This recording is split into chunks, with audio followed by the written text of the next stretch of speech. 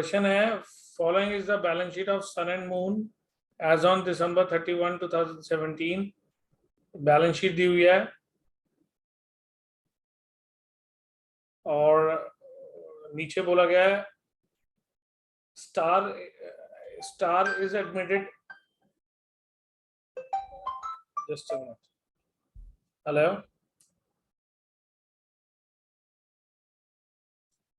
अच्छा नहीं अभी आओगे? नहीं कोई बात नहीं, अब आप सुबह आ जाना, लेकिन सुबह आ जाना।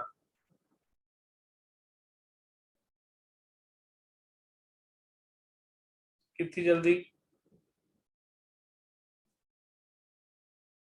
अच्छा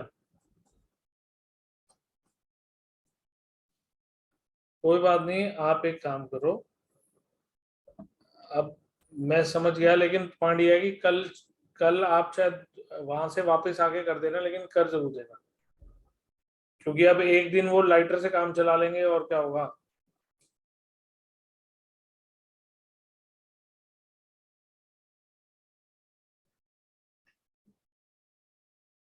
यार हो तो सकता ही है, क्योंकि सुबह सुबह ना। चलो ठीक है, आप आ जाओ, ऐसे कर लो, फिर देख लेंगे जैसे भी होगा। कोई नहीं, आप मॉर्निंग में आ जाओ। कोई बात नहीं, आप मॉर्निंग में आ जाओ, फिर देखते हैं। ठीक है, ठीक है, ठीक है।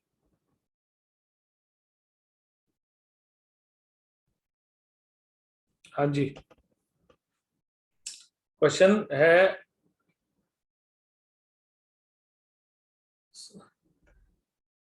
Star is admitted and brings 15,000 as his share of goodwill.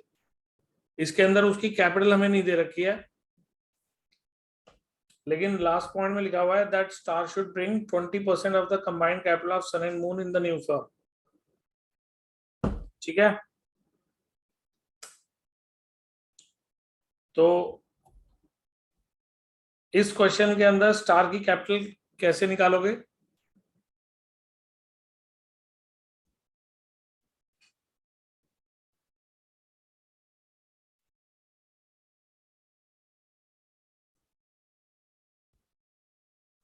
कैसे निकालोगे स्टार की कैपिटल?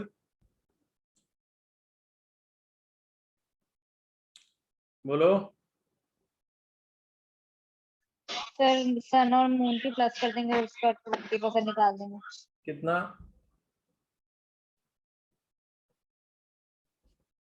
कितना आएगा?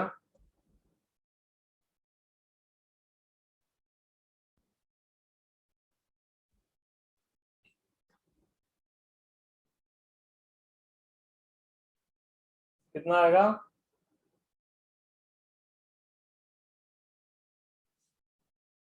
28,000। कैसे? सर दोनों की कैपिटल प्लस करके उनका 20%। लेकिन मेरे को तो दिखाई दे रहा है, उसमें लिखा हुआ है combined 20% of the combined capital of Sun and Moon in the new firm. ये जो 80 और 60 है, ये तो इनकी ओल्ड फर्म के अंदर कैपिटल थी ना, नई फर्म की कैपिटल के हिसाब से बोल रहा है ना वो। तो सर पहले पीसीए से पार्टनर्स कैपिटल अकाउंट में निकाल लेते हैं। ये जो मैं स्क्रीन के ऊपर सर्कल कर रहा हूँ, सन और मून की ये वाली जो कैपिटल आएगी, इसको कंबाइन करके इसका इनका 20%। 20%। इसका मतलब है कि हमारे को स्टार की कैपिटल के लिए लास्ट स्टेज तक वेट करना पड़ेगा। जब तक हमारी इनकी कैपिटल के बैलेंस नहीं निकलेंगे, तब तक हम स्टार की कैपिटल नहीं बता सकते। ठीक है, यस सर। बाकी लोगों को क्लियर हुआ? इसका मतलब ये हुआ, इसका मतलब ये हुआ कि हमारे को क्वेश्चन एंड तक वैसे ही करना होगा जैसे हम करते हैं। बस मैं क्या करूंगा, यहां पर बाय बैलेंस बीडी, नया पार्टनर जो कैपिटल आता है उसको क्या लिखते हैं? Bye bye. बाय कैश, और यहाँ पे बाय प्रीमियम। अब ये जो कैश के अंदर जो जगह है ना, वो ये हम लोग लास्ट में फिल करेंगे, ठीक है? क्लियर? Yes. ओके, तो स्टेप 1 था draw all the necessary account first, यहाँ पे ड्रॉ हुए हुए हैं। स्टेप नंबर 2 था right the opening balances of partners capital और कैश एंड बैंक अकाउंट। तो इसके अंदर क्या क्या बैलेंसेस हैं बोलो? 80, 60. 80, 60 और Cash 30,000. मैंने आप लोगों से कैश अकाउंट मांगा भी है। Sorry, bank. तो फिर बैंक का बैलेंस बोलो।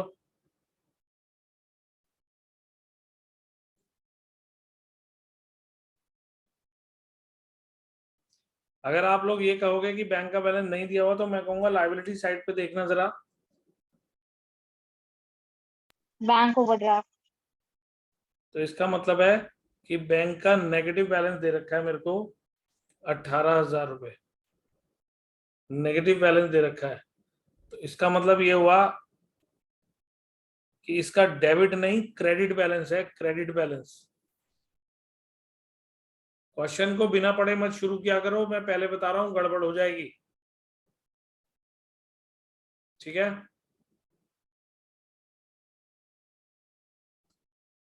तो हमारी ये भी गलत हो गया, यहां पर भी कैश नहीं आएगा, यहां पर भी बाय बैंक आएगा और यहाँ बैंक में लिखा जाएगा 2 स्टार्स कैपिटल और यहाँ पे लिखा जाएगा 2 प्रीमियम फॉर गुडविल।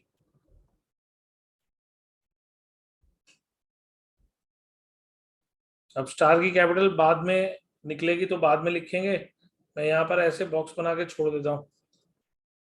ये जो दोनों जगह है ना ये बाद में भरी जाएंगी। और प्रीमियम कितना लेकर आया वो? 15,000। और वो सन और मून में कितना कितना बटेगा?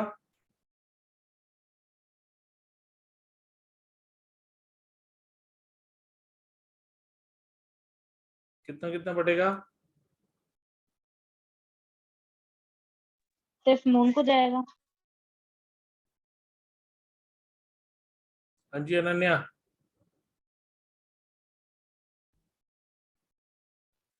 सर इसमें एनपीएसआर दे रखी है और ओल्ड रेशियो दे रखी है, तो सैक्रिफाइसिंग रेशियो निकालनी पड़ेगी। ओल्ड रेशियो क्या है? 4/9. और एनपीएसआर क्या है? सर वो भी 4/9 है। मतलब 4:3:2। NPSR of Sun Moon star.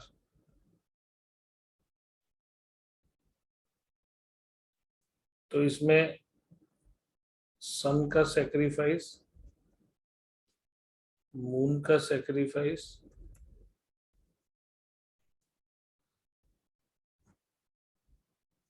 (4/9 - 4/9) इधर आएगा 5/9 - 3/9। तो इसका सेक्रीफाइस 0 आएगा, इसका आएगा 2/9। यानी कि सारा सेक्रीफाइस मून कर रहा है तो सारा प्रीमियम मून को मिलेगा। Is it clear?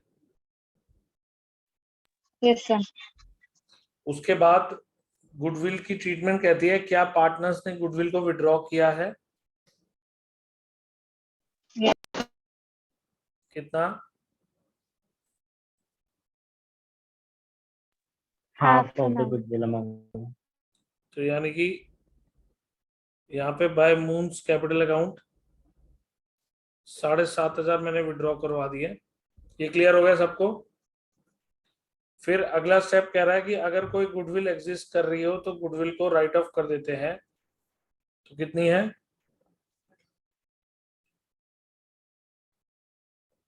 8,000 और 10,000 आएगा। 4:5 के अंदर जब डिवाइड होगा 18,000 ओल्ड रेशियो में, ओल्ड पार्टनर्स ओल्ड रेशियो 8,000 10,000 और इस बैलेंस शीट से गुडविल हट जाएगी,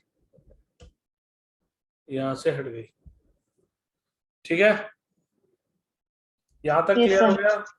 Yes, sir. फिर मैंने लिखवाया था after completing the treatment of goodwill shift to other adjustments like depreciation, appreciation, bad debts, provision for bad debts, outstanding prepaid expenses etcetera. तो क्वेश्चन के अंदर है डेप्रिशिएट मशीनरी बाय 10%। मशीनरी कितनी है?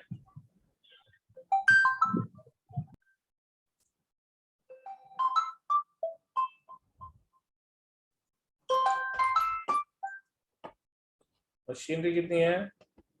60,000 60,000. लेस डेप्रिसिएशन 6,000, 54,000, और इधर आ जाएगा to machinery 6,000। Is it clear? Yes, sir.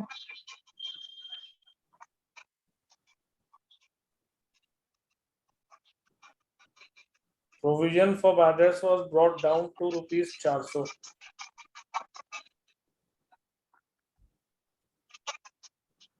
Debtors less provision. पहले के डेटर्स हैं हमारे 25,000 रुपए,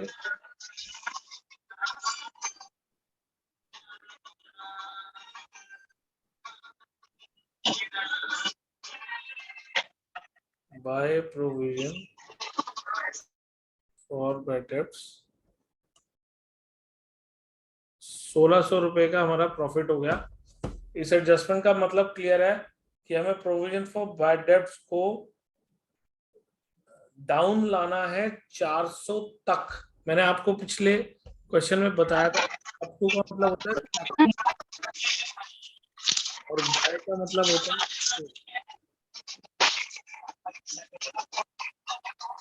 दूसरा अपना वो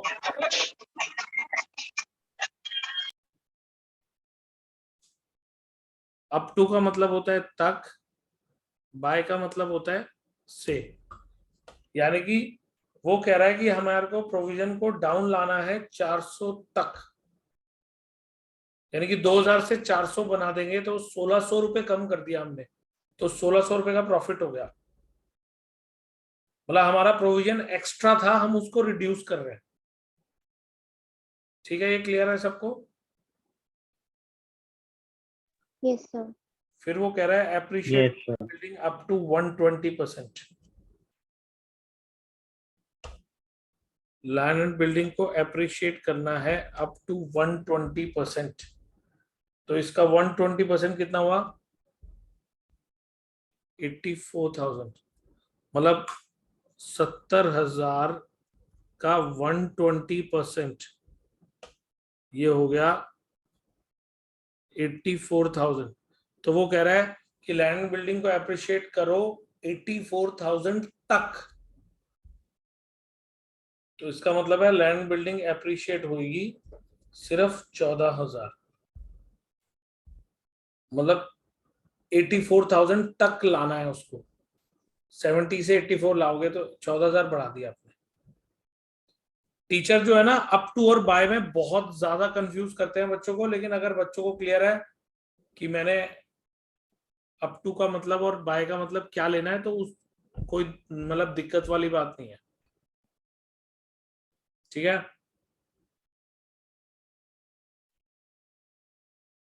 तो एडजस्टमेंट्स कंप्लीट हो गई। अब मैंने स्टेप्स में लिखवाया था after completing all the adjustment check whether any undistributed profit oblique loss exist और not, if exist distribute them in old partners in old ratio. तो हमारे जनरल रिजर्व है उसको मैं डिस्ट्रीब्यूट कर देता हूं। जनरल रिजर्व कितना है? 36,000। तो ये हो गया 16,000 एंड 20। 16,000 और 20 है। और हमारे को असेट साइड पर दे रखा है प्रॉफिट एंड लॉस अकाउंट, तो वो एक तरह से हमारे लिए लॉस हो गया, क्योंकि असेट साइड पर P&L अकाउंट होने का मतलब है कि उसका डेबिट बैलेंस है, और डेबिट बैलेंस का मतलब लॉस का बैलेंस दिया हुआ है। तो अनडिस्ट्रीब्यूटेड लॉस हो गया, दैट विल बी 8,000 and 10,000. ठीक है, तो उसके Yes, sir. बाद मैंने स्टेप्स में लिखा था now transfer all those assets and liabilities as it is in the new balance sheet, जिनकी कोई एडजस्टमेंट नहीं आई, तो 25,000 के क्रेडिटर्स उतर गए, जनरल रिजर्व हो चुका है, बैंक ओवरड्राफ्ट का भी फाइनल बैलेंस आएगा तब पता चलेगा, कैपिटल भी बाद में लिखेंगे, गुडविल लिख चुके हैं, डेटर्स हो चुके हैं, लैंड बिल्डिंग हो चुका है, प्रॉफिट एंड लॉस हो चुका है, मशीनरी हो चुका है, कैश इन हैंड, तो कैश का बैलेंस है 30,000, तो कैश का बैलेंस मैं एज इट इज लिख दूंगा, बैंक का बैलेंस अभी बाद में आएगा तब लिखूंगा। ठीक है, यहां तक क्लियर है? फिर उसके Yes. Yes, sir. Yes, sir. उसके बाद रिवैल्यूएशन अकाउंट को क्लोज करेंगे, तो ये हो गया 15,600 में से 6,000 माइनस होंगे तो 9,600 to profit transferred to Sun and Moon. 9,600 को डिवाइड करो, 9,600 को डिवाइड करो इन द रेशियो 4:5, तो ये आ जाएगा 9,600 divided by 9 into 4। So point में आ रहा है. हाँ, कोई बात नहीं, 4, 2, 6, 7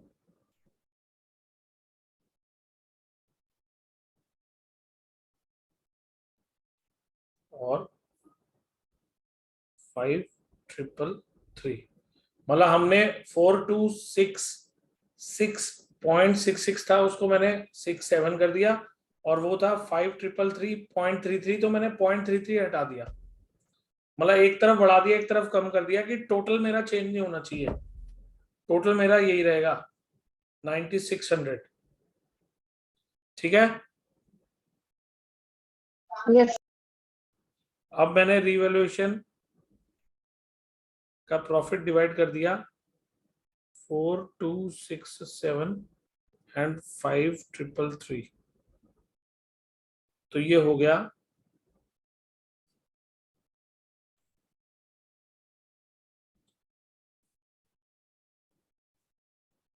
अब सन और मून की कैपिटल को कैलकुलेट कर रहा हूं मैं, ये हो गया 267 और ये हो गया 100,267 और ये हो जाएगा 267, 16 और 4 20, 2 और 8, 84,267, और इधर आ जाएगा 333, 5 और 5 10, 1 और 2 3 और 1 4 और 6 10, 100, 100,333, और ये हो जाएगा 3 3, 5 और 8 13, 1 और 7 8 और 2 10, 1 और 1 2 और 1 3 और 7 10, 72833।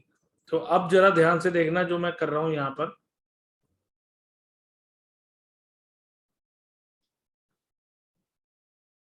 अब मैं यहाँ पे निकाल रहा हूं combined capital of Sun and Moon, ये है मेरी 84267 प्लस 72833, यानी कि हो गई 7 और 3 10, 6 3 9 और 1 10, 1 और 2 3 और 8 11, 1 और 4 5 और 2 7, 31420 total. 1,57,100 हो गई। तो स्टार की कैपिटल आएगी 20% of the combined capital of Sun and Moon in the new form, तो इसका 20% हो गया, तो ये हो गया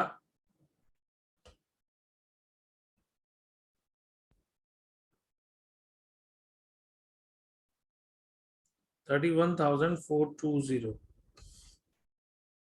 ओके, यस सर, यही आ रही है। इसका मतलब है अब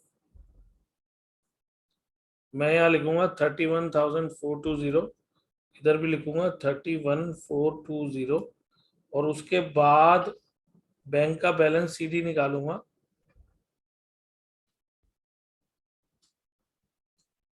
तो ये हो जाएगा 6,420, 46,420, 20, 5 और 9 14,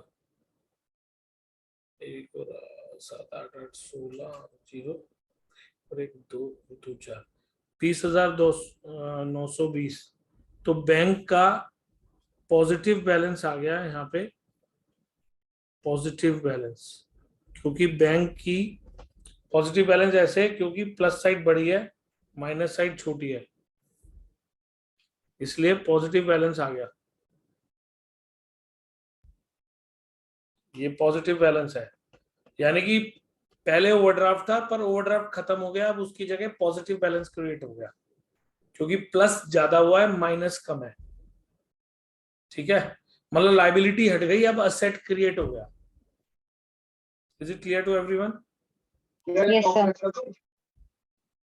तो कैपिटल हो गई सन, मून और स्टार, ये हो गई 84,267 7,2,833 एंड 31,420।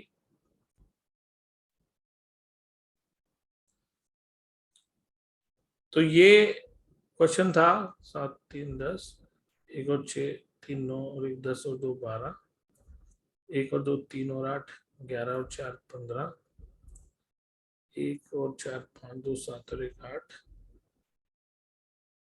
7 3 10 और 8 18, 188,520। असेट साइड का टोटल करो आप में से कोई एक जना। 520, 5 और 8 13, 213520 3 और 8 11, 213520, यही आ रहा ना? यस सर 8 में से 8, ये 8 मार्क्स का क्वेश्चन आता है। अगर आपका एक बारी में टैली हो गया, पूरे फुल मार्क्स मिलेंगे 8 में से 8। अब प्रॉब्लम यह है कि बहुत सारे बच्चे कहते हैं सर मेरी बैलेंस शीट मैच नहीं हो रही, और उसका सिर्फ एक वजह होता है कि स्कूल के टीचर्स अक्सर ये बोलते हैं कि पहले रिवैल्यूएशन अकाउंट पूरा बना लो, उसके बाद कैपिटल अकाउंट पूरा बनाओ, और उसके बाद बैलेंस शीट बनाओ। मतलब बैंक अकाउंट तो बनवाते ही नहीं, छोड़ दो उसको। लेकिन अब होता क्या है कि बिना बैंक का ये बैलेंस डाले बैलेंस शीट मैच हो नहीं सकती, और बैंक का बैलेंस अगर आप ओरली निकालोगे तो उसके गलत होने के चांस भी है, क्योंकि कुछ ना कुछ माइनस प्लस में गलती हो जाती है। तो इसलिए बेटर ऑप्शन ये है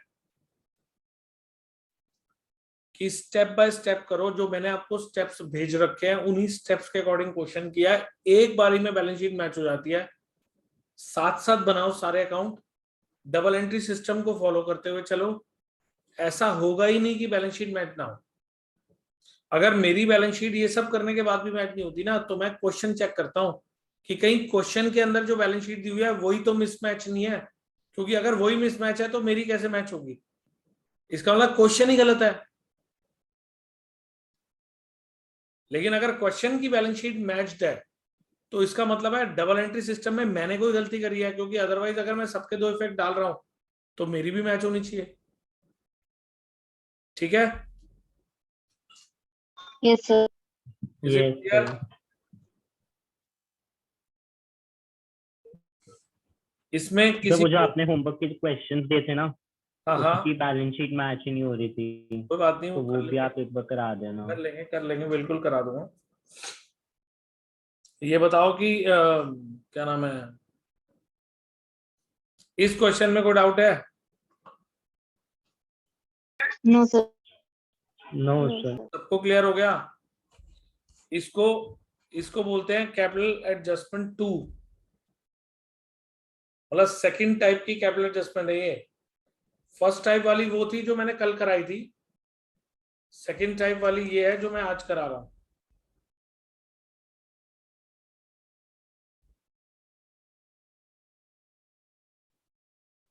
मतलब इसको बेसिकली स्टूडेंट कहते हैं कि इसमें ऐसा है ही क्या जो हम नहीं कर सकते थे। तो मैंने तो ऐसा कहा ही नहीं कि आप लोग नहीं कर सकते थे, बस ये है कि एक बार मुझे ऑफिशियली अपने ढंग से बतानी थी। बाद में ये किसी क्वेश्चन में आएगा तो आप इसको आराम से कर लोगे। तो मैंने ग्रुप के ऊपर क्वेश्चन पहले भेजा था, उसी के नीचे ये सॉल्यूशन भी भेज दिया है। बाकी मैंने रिकॉर्डिंग तो किया है, वो तो मैं अपलोड कर ही रहा हूँ।